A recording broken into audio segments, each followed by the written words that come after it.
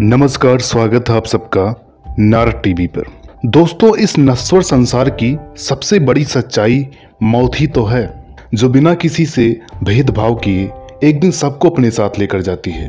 कहते हैं कि जब ऊपर से बुलावा आ जाता है तो दुनिया की कोई भी शक्ति उस शख्स या जीव को वहां जाने से रोक नहीं सकती। तो वहीं कई बार ऐसी मौतों को अकाल मृत्यु भी कहते हैं। अकाल मृत्यु का अर्थ होता है कि व्यक्ति तय समय से पहले ही ईश्वर या अल्लाह को प्यारा हो जाता है।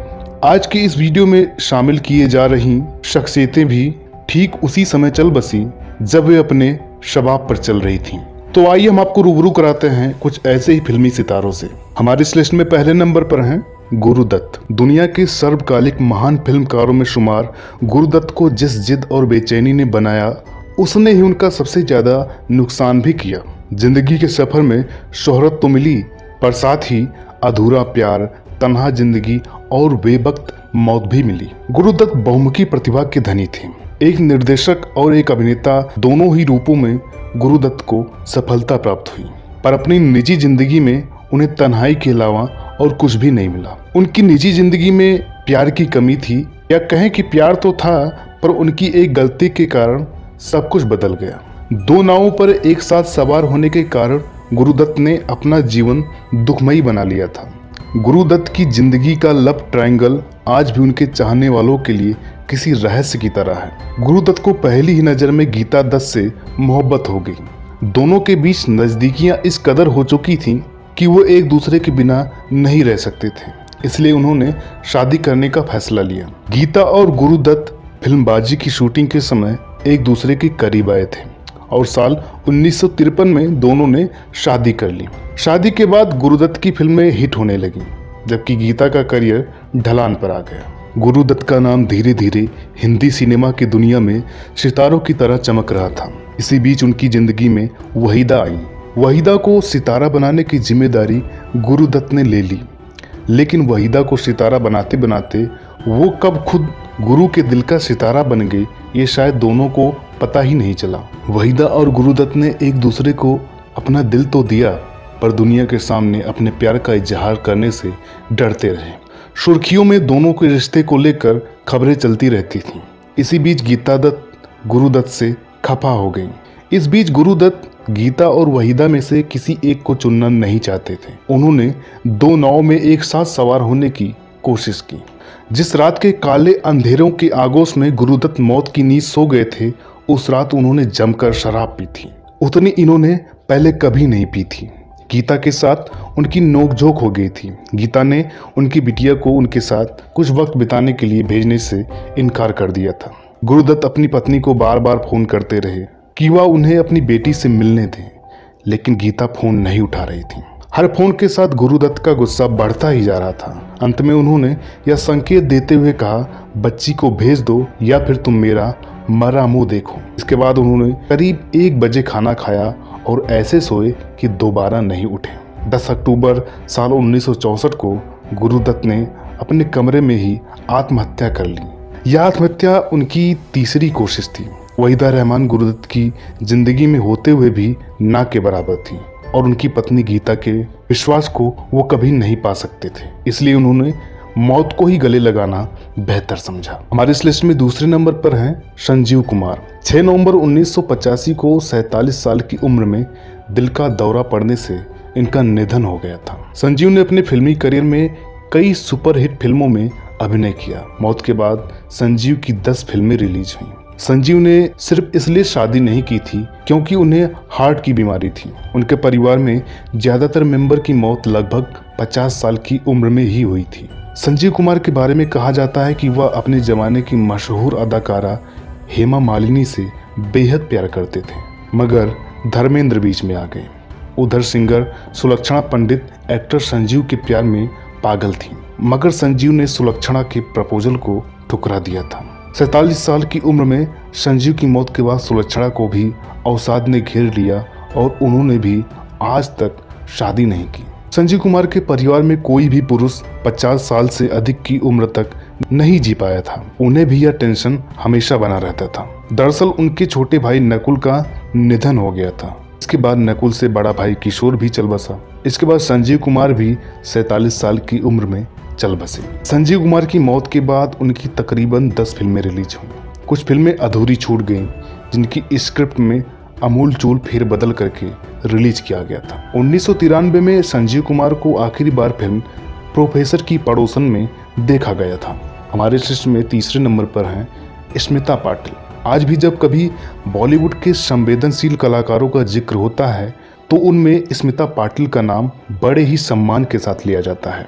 सिनेमा के आकाश पर स्मिता एक ऐसे सितारे की तरह रहीं जिन्होंने अपनी सहज और सशक्त अभिनय से कमर्शियल सिनेमा के साथ साथ समानांतर सिनेमा में भी अपनी एक खास पहचान बनाई। 3 दिसंबर 1986 को महज 31 साल की उम्र में स्मिता पाटिल के निधन से बॉलीवुड चौंक सा गया था। स्मिता का फिल्मी सफर 10 साल का रहा, पर काम ऐसा कि आज भी वो चर्चा में रहता है। वो न सिर्फ फिल्मों बल्कि राज बब्बर से अपने संबंधों की वजह से भी चर्चा में रहीं। आपको बता दें, स्मिता पाटिल राज बब्बर की दूसरी पत्नी थी। स्मिता को वायरल इन्फेक्शन की वजह से ब्रेन इन्फेक्शन हुआ था। प्रतीक के पैदा होने के बाद वो घर आ गई थी। वो बहुत जल्द हॉस्पिटल जाने के लिए तैयार नहीं होती थी। कहती थी कि मैं अपने बेटे को छोड़कर हॉस्पिटल नहीं जाऊंगी। लेकिन जब ये इन्फेक्शन बहुत बढ़ गया तो उन्हें जसलोक हॉस्पिटल में भर्ती कराया गया। स्मिता के अंग एक के बाद एक फेल होते चले गए और आखिरकार इन्होंने दुनिया को अलविदा कह दिया। जीवन के आखिरी दिनों में स्मिता का राज बब्बर के साथ रिश्ता भी कुछ बहुत सहज नहीं रह गया था। एक दशक से भी छोटी फिल्मी सफर में स्मिता पाटिल ने 80 से ज्यादा हिंदी और मराठी फिल्मों में अभिनय कर अपनी एक अलग पहचान बनाई। उनकी चर्चित फिल्मों में निशांत, चक्र, मंथन, भूमिका, गमन, आक्रोश, अर्थ, बाजार, मंडी, मिर्च मसाला, अर्धसत्य, शक्ति, नमक हलाल, अनोखा रिश्ता आदि शामिल हैं। चौथे नंबर पर हैं विनोद मेहरा। अपनी सहज अभिनय शैली, शालीन सी मुस्कान और अपनी बोलती आंखों की चमक से लाखों लोगों के दिलों में अपनी जगह बनाने वाले अभिनेता विनोद मेहरा 70-80 के दशक के एक महत्वपूर्ण एक्टर रहे हैं। महज 45 साल की उम्र में समय ने इस जादुई अभिनेता को हमसे छीन लिया था। 100 से ज्यादा फिल्मों में अपने अभिनय का जलवा दिखा चुके विनोद का निधन 30 अक्टूबर 1990 को हार्ट अटैक के कारण हो गया था। लेकिन आज भी सिनेमा के दीवाने उन्हें याद करते नहीं थकते हैं। विनोद मेहरा की दीदी शारदा फिल्मों में सह अभिनेत्री की भूमिकाएं निभाया करती थीं। विनोद मेहरा की उम्र उस वक्त महज 13 साल की थी जब उन्हें फिल्म रागिनी में एक बाल कलाकार के रूप में काम करने का मौका मिला। बालक विनोद ने अपनी सहजता से सबका दिल जीत लिया और उन्होंने बाल कलाकार के रूप में उसके बाद कई फिल्में की। इसके बावजूद उनका मन कभी एक्टर बनने को नहीं हुआ। साल 1965 की बात है जब विनोद मेहरा एक बड़े प्राइवेट कंपनी में मार्केटिंग की जॉब करने लगे थे। तभी उनके कुछ दोस्तों ने उन्हें एक प्रतियोगिता में भाग लेने को उकसाया। दरअसल एक ऑल इंडिया टैलेंट कॉन्टेस्ट होना था जिसमें देश भर से नौजवान हिस्सा ले रहे थे। विजेता के लिए फिल्म से लेकर मॉडलिंग तक के रास्ते बड़े ही आसानी से खुल जाते। आखिरकार दोस्तों के मनाने के बाद विनोद मेहरा ने इस प्रतियोगिता में हिस्सा ले ही लिया।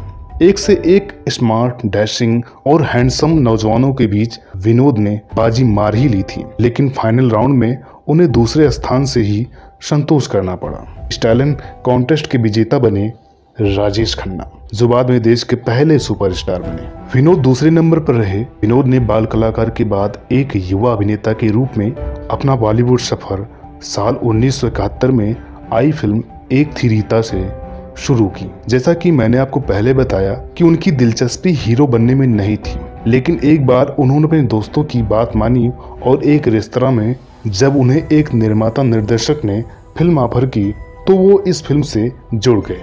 उसके बाद विनोद मेहरा ने तमाम स्थापित अभिनेताओं के बीच अपनी एक मजबूत जगह बनाई। विनोद मेहरा के फिल्मी करियर की गाड़ी रफ्तार से चल रही थी, लेकिन उनकी मां को अब उनकी शादी की चिंता सताने लगी थी। विनोद अपनी मां से बहुत प्यार करते थे और उन्होंने उनकी पसंद की लड़की मीना ब्रोका से शादी कर ली। लेकिन शादी के कुछ दिनों बाद ही उन्हें पहला दिल का दौरा पड़ा और वो बाल बाल बच गए।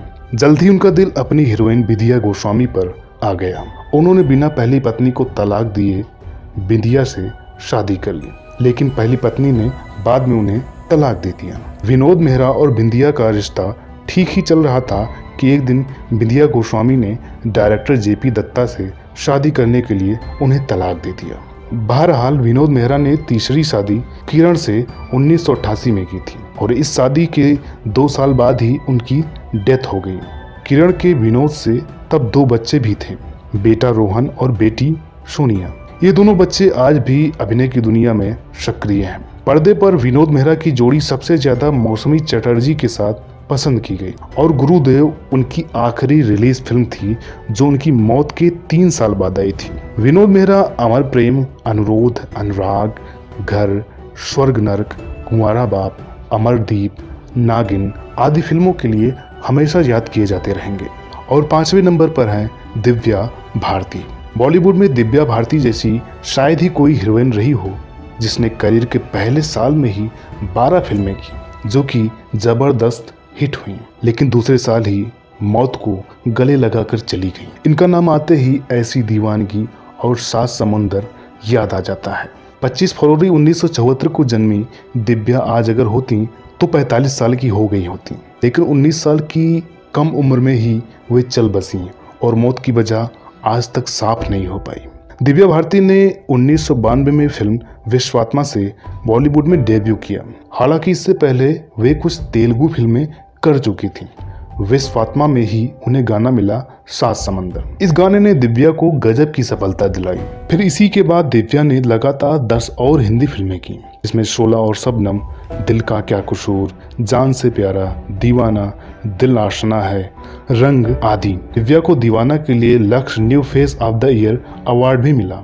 एक ही साल में दिव्या ने अपनी अच्छी खासी पहचान बना ली थी। 1993 में दिव्या की सिर्फ 3 ही हिंदी फिल्में रिलीज हो पाई थी। ये थी क्षत्रिय, रंग और शतरंज। ऐसा इसलिए क्योंकि ये दिव्या की जिंदगी का अंतिम साल था। 5 अप्रैल 1993 को अंतिम सांस लेने वाली दिव्या ने सुहागन ही दम तोड़ा, क्योंकि उससे ठीक 1 साल पहले ही तो उनकी शादी हुई थी। दिव्या भारती जब शोला और शबनम की शूटिंग कर रही थी तो फिल्म के हीरो गोविंदा ने उन्हें निर्माता निर्देशक साजिद नाडियावाला से मिलवाया था। दोनों में प्यार हुआ और शादी करने का फैसला कर लिया।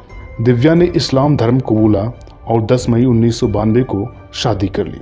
कुछ का तो ये भी कहना था कि दिव्या की आकस्मिक मौत के पीछे साजिद का हाथ था। दिव्या की अचानक हुई मौत के पीछे कई अटकलें लगाई गईं। कईयों ने इसे आत्महत्या बताया, कुछ ने एक्सीडेंट तो कुछ ने पति को जिम्मेदार बताया। एक वजह यह भी बताई गई कि साजिद के अंडरवर्ल्ड से रिश्ते होने की बात से दिव्या परेशान रहती थी। उनकी मां के साथ भी उनकी अनबन रहती थी। रिश्तों से हार चुकी दिव्या ने मौत को ही आखिरी रास्ता चुना। कई सालों तक तहकीकात करने के बावजूद पुलिस नतीजे पर नहीं पहुंच पाई और 1998 में ये केस बंद कर दिया गया। तो दोस्तों, ये वीडियो आपको कैसी लगी? उम्मीद करते हैं वीडियो आपको अच्छी लगी होगी। कमेंट के माध्यम से जरूर बताएं कि ये वीडियो आपको कैसी लगी। वीडियो अच्छी लगी हो तो लाइक करें, शेयर करें। इस वीडियो पर आपका रिस्पांस अच्छा रहेगा तो इस वीडियो का पार्ट 2 भी हम जल्दी लेकर आएंगे। और अभी तक आपने हमारे चैनल को सब्सक्राइब ना किया हुआ हो तो प्लीज़ इसे ज़रूर सब्सक्राइब करें। तो दोस्तों, मिलते हैं अगले वीडियो में एक और नई कहानी के साथ। तब तक के लिए नमस्कार।